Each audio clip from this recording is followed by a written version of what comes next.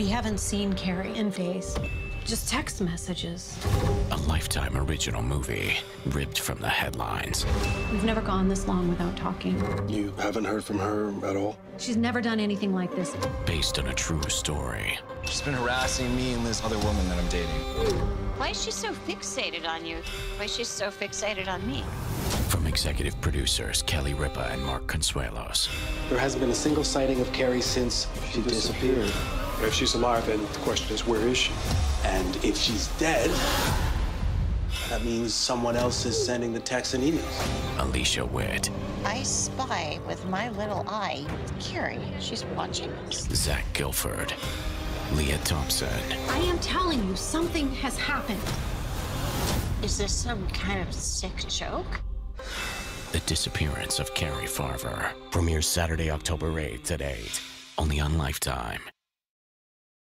Welcome, everyone. Our first panel today is with star Alicia Witt and executive producer Linda Berman from The Disappearance of Cari Farver. Welcome. Our first question is from So Unique magazine.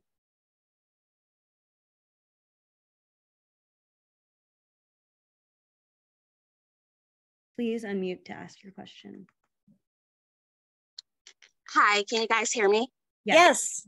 Hi. Hope you guys are doing well. So my question is for, it could be for Zach or Alicia. With the disappearance of Cari Farver, it's becoming clearer that social media can be used as a weapon when most think of it as a way to connect with others. Were you guys surprised that Liz was able to get so far with her horrendous murder plot?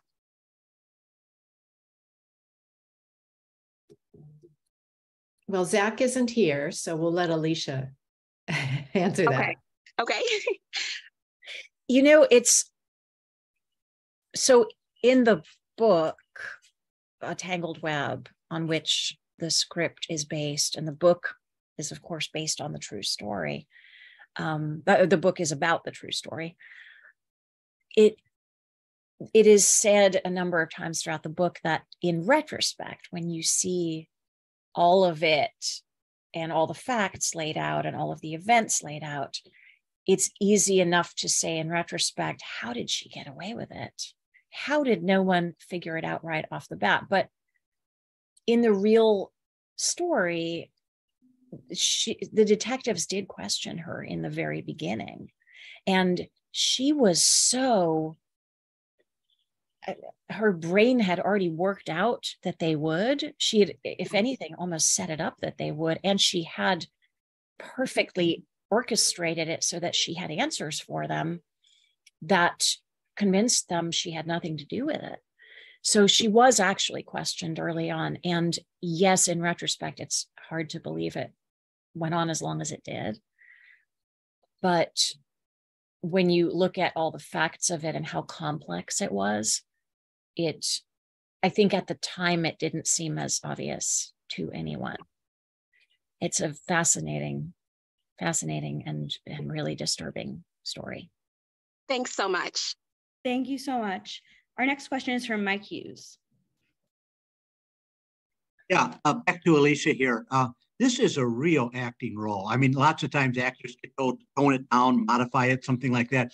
You get to go through all the emotions and some really strong ones near the end there.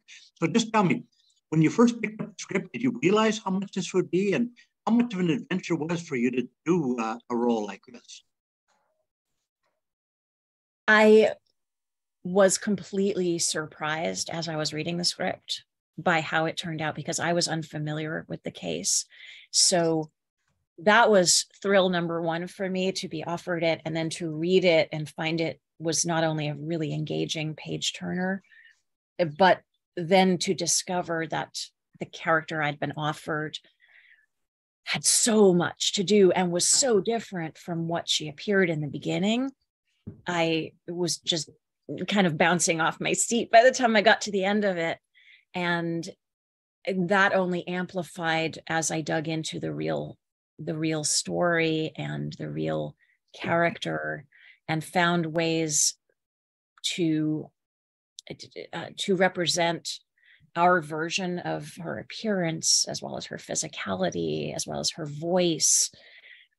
And and then we only have audio and video footage of some of those scenes towards the end. So that was a gift to be able to use that as inspiration to see how the real version of the character said this, and how she sat while she said it, her stillness, it's really, to me as an actor, that's what gets me the most excited. I also had a great time figuring out who she might have been in all of the other scenes, the vast majority of them in this movie that are fictionalized. So yeah, it was one of the most exciting challenges to me as an actor that I've had in the last couple of years. And yeah, it was great for me. Thank you. Thank you for saying that. Okay, thanks. Thank you so much. Our next question is from Mental Intimacy Magazine. Hi, are we supposed to turn on our camera as well, or just audio? Just audio. Okay. Hi, I am April Banks, and my magazine is dealing with mental health.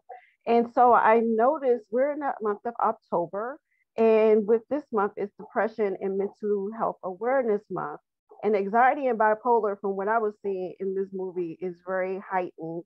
Can you tell us what resources did you use from past trauma, or what resources you use to allow you to get in such a character and do it so well? Well, the character that I portrayed was not diagnosed as being bipolar. That was Cari Farver. And it was, if anything, because partly the fact that she had been diagnosed as bipolar in the past had sadly a little something to do with the skepticism that some of the detectives in Iowa felt when they first heard that she'd gone missing. And that's a stigma that I think comes along with that diagnosis that's important to remember. Of course, in fact, her bipolar diagnosis had nothing to do with the tragedy that happened in the story, but it's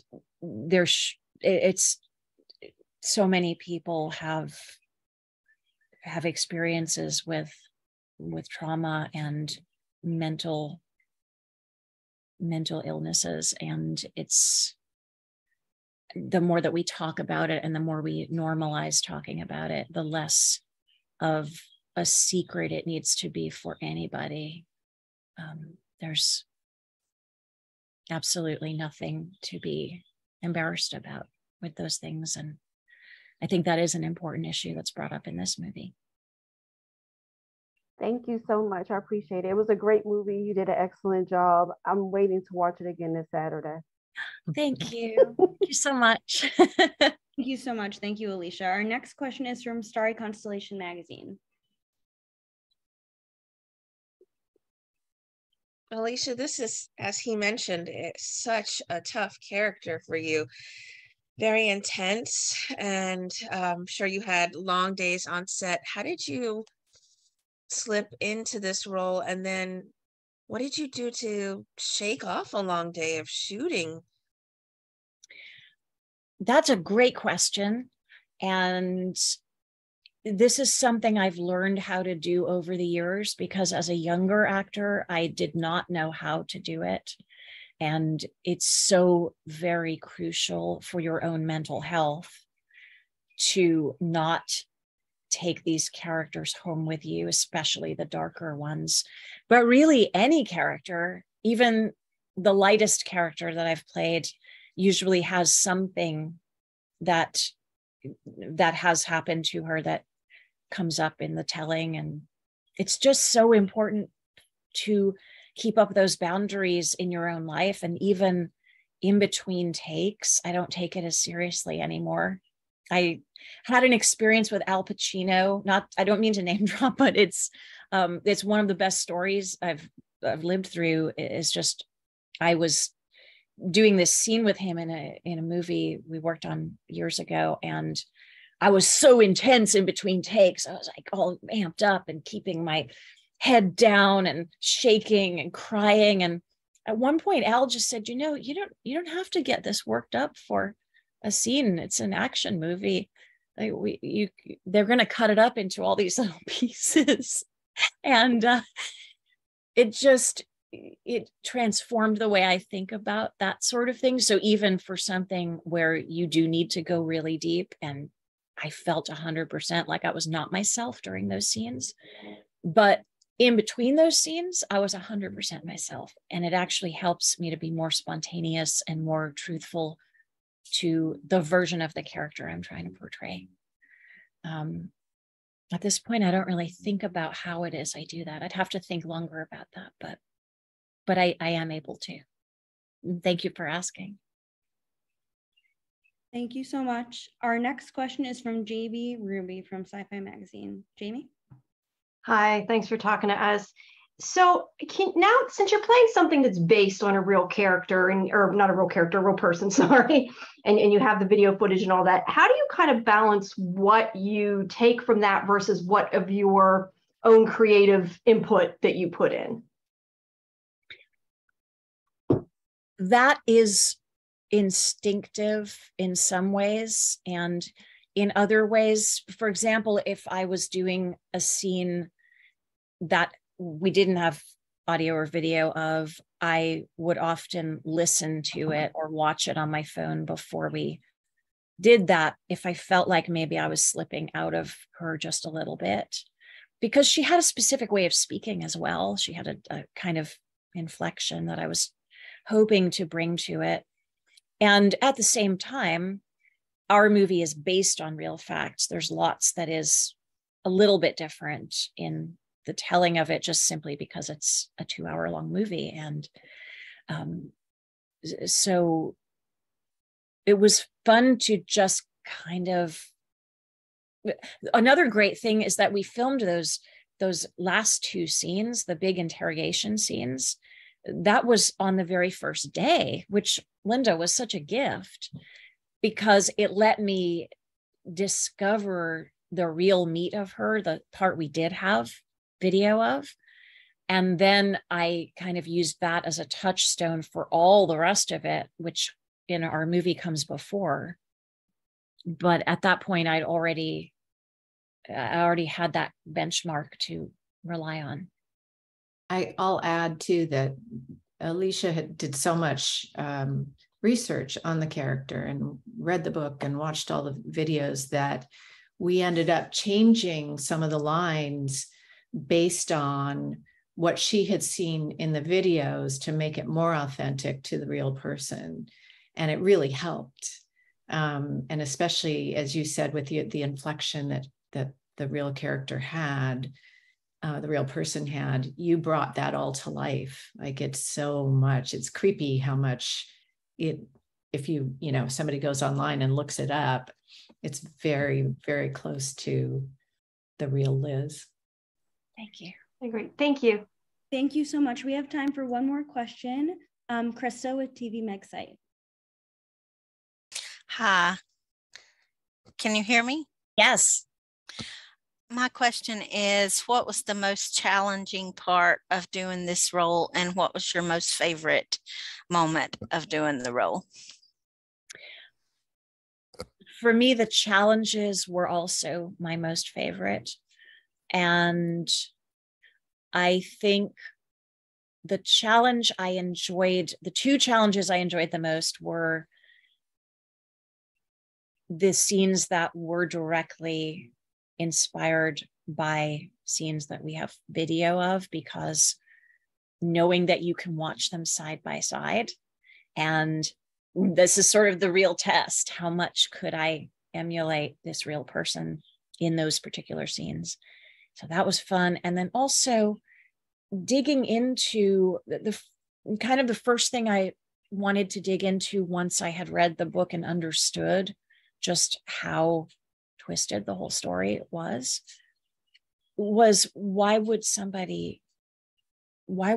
be compelled to be this obsessed? What must have happened to her? What pain must she be in to act in this way? And so that's where my playlist came in handy, and really, hopefully, showing that she was a person in pain who really was craving love and connection, and had no idea how to go about that in a healthy way. So that was a challenge that I really enjoyed as well. Well, thank you for taking the time to speak with us today. Thank you. I appreciate it. Thank you so much. And as you'll see in the chat, if we didn't get to your question, please feel free to email us. We have the email in there, and we'll answer any questions that we may have missed.